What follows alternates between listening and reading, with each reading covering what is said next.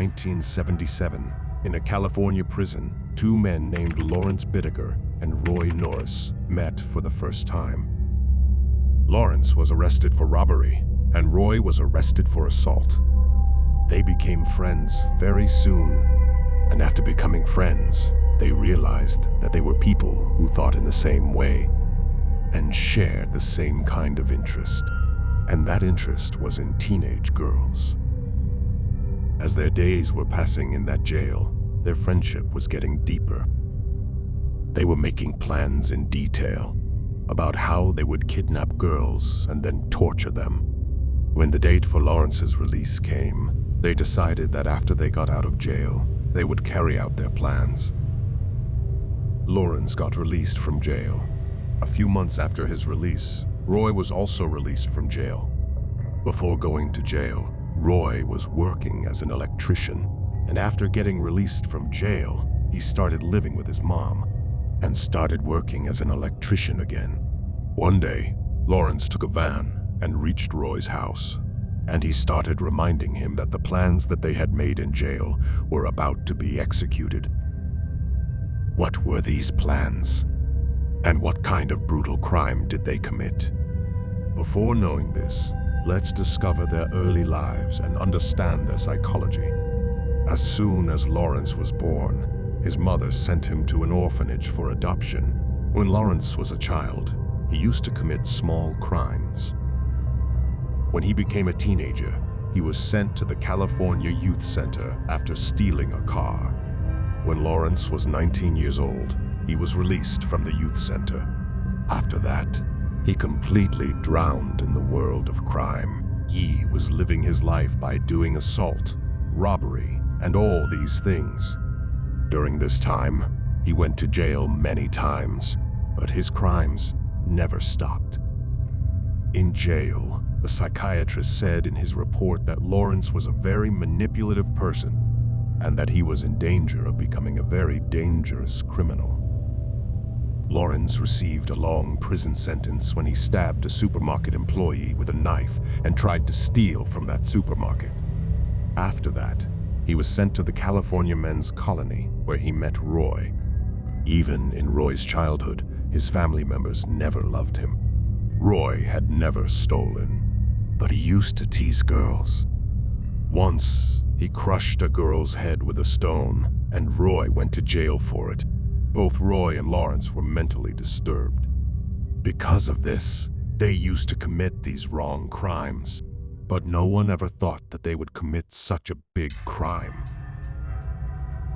Lawrence was ready with a van, so that both of them could take advantage of the teenage girls, and after that, kill them.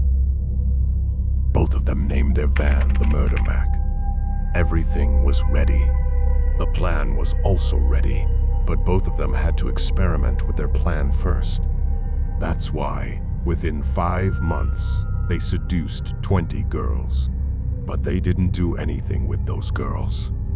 It was just a practice run, so that they could find some spots in the city where no one used to go. When Roy and Lawrence understood that their plan was working, they executed their last step.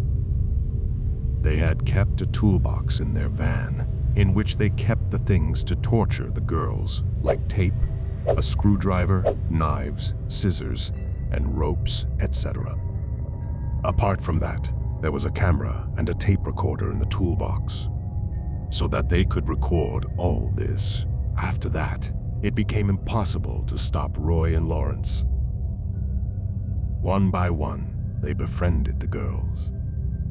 They used to put them in their van and used to rape and torture them with their tools. They used to record all this on their tape recorder and used to take photos of the girls with their Polaroid camera. And then they used to throw the bodies of the girls around the mountains. In 1979, the same thing happened on the night of Halloween. A 16-year-old girl named Shirley was going to her friend's party after finishing her part-time job. But then her mind changed, and she started walking back to her house. On Halloween night, everyone wears different kinds of scary costumes and masks and walks on the roads. In such a case, Anyone can come in wearing a mask and attack you. You won't even be aware of it.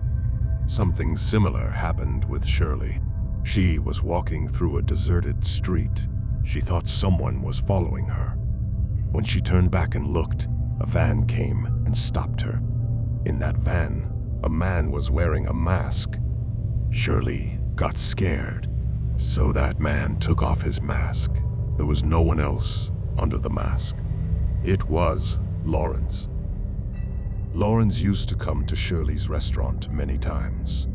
That's why Shirley recognized his face. Then, Lawrence offered her a lift. She agreed and got in the van.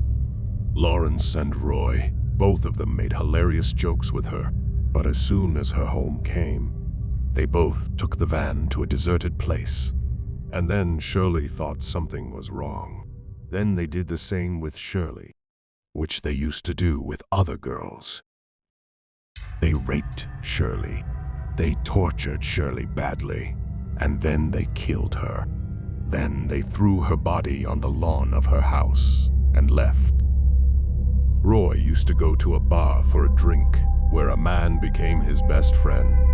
That Halloween night, Roy told his friend everything about his crimes, how he did serial killing of those innocent girls with Lawrence. Roy's friend got so scared after hearing all this that he went and told the police about this. When the police got to know all this, they remembered a complaint from some time back, in which a girl told the police. The two men came into the van and they started teasing her. And then when the police got Shirley's body, they got convinced that these toolbox killers must have done her murder. As soon as the police began to struggle, both of them were found and arrested. Many girls' clothes, jewelry, and their belongings were found in Lawrence's apartment. All those girls were missing. The police used all this as evidence. Roy accepted his crime and was ready to testify against Lawrence. Because of this, his death sentence was reduced. On the other hand, Lawrence didn't have any guilt or regret for his crime. He ran court hearings with a constant smile on his face, and he considered himself a famous person. The court gave him the death penalty. The investigating officer of this case had testified that till date, he had never seen a man more twisted and disgusting than Lawrence. This case has proved to be the most ruthless and heart-wrenching case in history. If you want to know more about such interesting cases, then subscribe to our channel. And don't forget to press the bell icon for the latest video notifications.